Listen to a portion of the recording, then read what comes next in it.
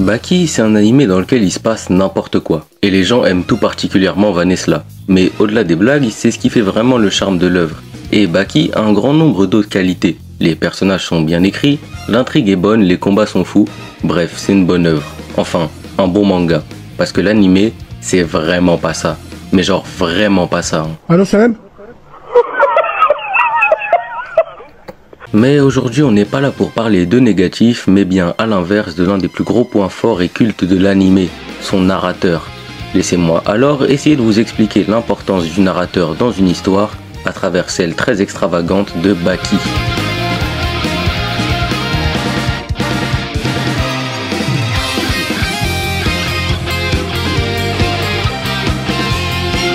Premièrement, comme je viens de le dire, Baki est une œuvre très spéciale. L'histoire que l'on suit n'est donc pas la petite trame simple que l'on peut retrouver dans d'autres œuvres. Les personnages ainsi nous présentent quelques éléments de contexte mais dans la limite du possible, puisque la seule entité étant omnisciente et vous l'avez compris, le narrateur. De ce fait, dans son rôle le plus logique et aussi le plus répandu, c'est ce dernier qui nous conte l'histoire et nous place non seulement dans les différents contextes, mais aussi nous explique les éléments qui ont mené à la réalisation de ceux-ci. De l'arène souterraine, ses combattants, les évadés, les Kaio, Jungevaru, Apikel en passant par Mohamed Ali, sans cette bonne vieille voix, on ne comprendrait pas grand-chose. Mais bon, c'est là le rôle primaire d'un narrateur et celui de Baki ne tient pas sa particularité de cela. Un point déjà beaucoup plus intéressant et plutôt unique à Baki est que le narrateur est une façon de permettre à des personnages qui ne parlent pas de s'exprimer. Je pense ici évidemment à Pickle pour imager. Étant un homme préhistorique, ce dernier ne sait donc évidemment pas s'exprimer par la parole. Ce qu'il souhaite donc faire comprendre aux autres se transmet à travers ses gestes et émotions. On le voit souvent se mettre à pleurer, passer de très agressif à doux avec les autres personnages, ou encore même essayer de les manger. Cependant, c'est là un langage que nous, ainsi que la plupart des personnages, ne comprennent pas. Le narrateur fait donc son apparition à chaque fois afin de nous fournir les explications derrière les gestes de Pickle, expliquant que celui montre de l'affection, de la peur, du respect ou encore de la pitié envers ses adversaires, rendant le personnage plus humain et surtout plus intéressant, parce que s'il faisait que de grogner, on s'ennuierait franchement un peu, et ça serait franchement bête qu'il soit moins développé qu'un singe géant, même si évidemment Yashazaru reste le GOAT. De plus, ce narrateur offre un moyen très pratique de booster l'aura et le charisme des personnages au maximum. On est dans un animé de combat, qui plus est, un shonen. On a donc besoin de persos et notamment d'antagonistes qui font peur et représentent la puissance, ce qui n'est pas facile à exécuter dans un univers où vit Yujiro Hanma. Ainsi, par exemple, lors de l'arc des évadés, ce dernier va présenter Spec, déjà très impressionnant de par sa carrure, comme un surhumain capable de retenir sa respiration pendant 5 minutes, et donc d'enchaîner des coups sans s'arrêter, à l'inverse des boxeurs professionnels. Il était donc franchement compliqué de voir à ce moment-là Hanayama se sortir de ce combat, alors que l'on connaît déjà la force démesurée du Yakuza. Et en allant encore plus loin, c'était difficilement pensable que d'imaginer que les antagonistes qui suivraient dans les arcs d'après seraient 1000 fois plus puissants et terrifiants que lui, puisqu'eux-mêmes, évidemment, subiront le même embellissement offert par le narrateur. Trait aussi auquel on ne pense pas nécessairement mais qui a une grande importance pour une œuvre audiovisuelle, c'est que le narrateur a une voix de fou, et donc retient l'attention du spectateur et amplifie les sensations de certaines scènes, à l'image du premier épisode de Baki 2020, dans lequel celui-ci laisse sous-entendre très fortement la puissance incommensurable du jeune homme, piquant notre intérêt, sans pour autant révéler quoi que ce soit. Toutes les voix ne sont pas nécessairement captivantes, et certaines le sont vraiment beaucoup. Ainsi, les narrateurs en général, et notamment celui de Baki, avec sa voix très singulière et iconique, s'assurent de faire monter la pression à l'approche des confrontations, la hype lors du déroulement de ceux-ci, et d'avoir les spectateurs à l'écoute du début à la fin de l'épisode, ce qui est bien plus qu'important dans cet animé. Mais avant de continuer, j'aimerais interrompre cette vidéo juste 2 secondes pour bien préciser quelque chose. Cette vidéo sert à mettre en lumière et discuter du rôle très important de narrateur.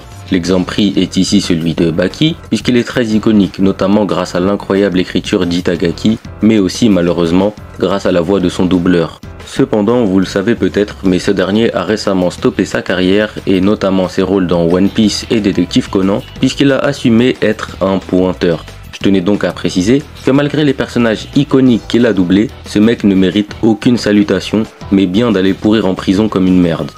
Mais bref, c'était tout ce que je voulais dire, revenons sur le sujet.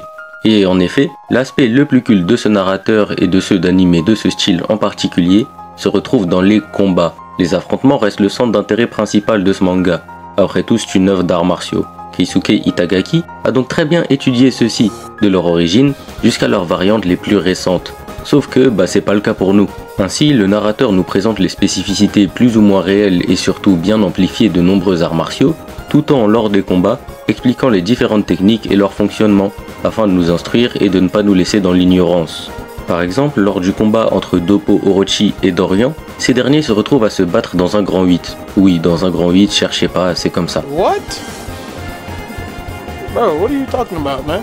Orochi cependant ne semble absolument pas déstabilisé, et cela est le cas grâce à sa position, le Sanshin. Sauf si vous êtes un connaisseur en arts martiaux chinois anciens, alors vous n'avez aucune idée de ce que c'est.